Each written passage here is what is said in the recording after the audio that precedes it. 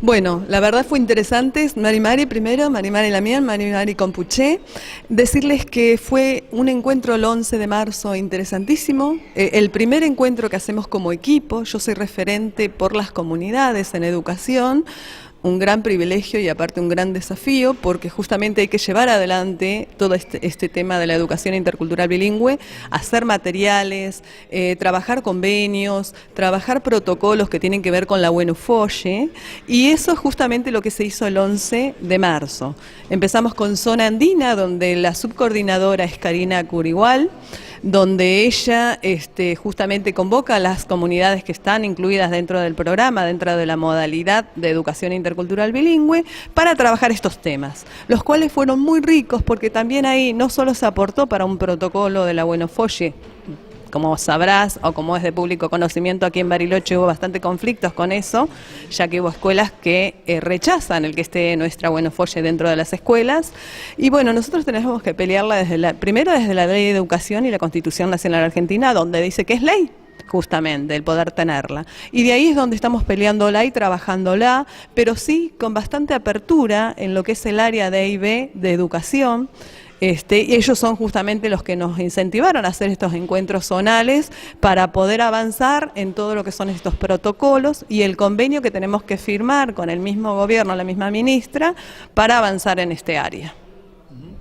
Entonces, bueno, estas definiciones que lograron en este encuentro son las que ahora están, entendemos, van a trabajar con educación.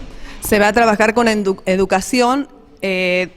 Después de que también se trabaje con otras zonas, de que se socialice este trabajo con otras zonas y ver si otras zonas aportan algo más, sacan algo más, tiene que estar socializado con las 4 zonas. Como verás, la zona andina tomó la posta de esto, después sigue la zona sur, que nos vamos a encontrar en unos días, la zona valle y la zona atlántica.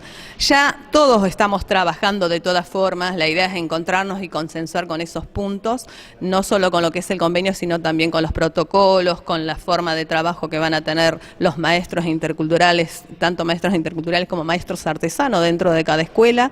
Contarte que tenemos 10 escuelas en toda la provincia, con futuras 6 más que están en trámite, digamos, que estoy llevando el tramiterio adelante, en donde corresponde, que es educación, y con las comunidades donde designan a sus maestros interculturales y maestros artesanos. Bueno, Lamián, sin duda un avance, teniendo en cuenta que el aporte viene desde las comunidades y de las propias y los propios educadores mapuche. Sí, de eso no hay que olvidarse, ¿no? La primera escuela intercultural bilingüe que hubo aquí en la provincia fue la escuela de Chacay-Huarruca, donde ella lucha, la Lonco Lucerinda justamente es quien se pone a su espalda esta lucha, porque la escuela la habían cerrado, habiendo 19 chicos en ese lugar. Esto pasó hace varios años atrás, casi 12, y desde ahí empezamos a trabajar. En el 2003 yo estuve con el primer equipo trabajando un cuadernillo que se lleva adelante también, que es lo que también vamos a repartir ahora, un cuadernillo base con el Mapuzungún, de cómo enseñar el Mapuzungún, que esto también viene con un CD. Y bueno, todo esto ha sido también lucha de aquellos abuelos, de aquellos loncos que se lo han puesto en la espalda para poder avanzar. Sinceramente estoy muy contenta y también muy orgullosa de esto. Espero que podamos avanzar. Por ahora puedo decirte poco porque hace 1 mes y medio que estamos, pero bueno, confío en que todo va a salir más o menos bien.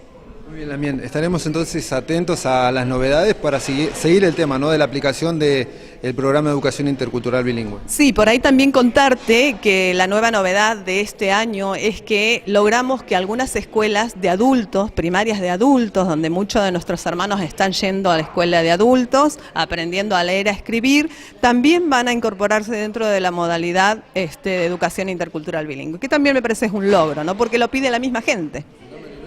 Es el Mencué, en Río Chico Abajo, que justamente ahora el fin de semana me voy a visitar esa escuela, y otras 2 escuelas que están también en la provincia, no acá en Bariloche. Pero bueno, ¿por qué no acá en Bariloche? Aquella escuela de adulto que quiera pedirlo solamente tiene que llamarnos y armamos un proyecto y se eleva a educación.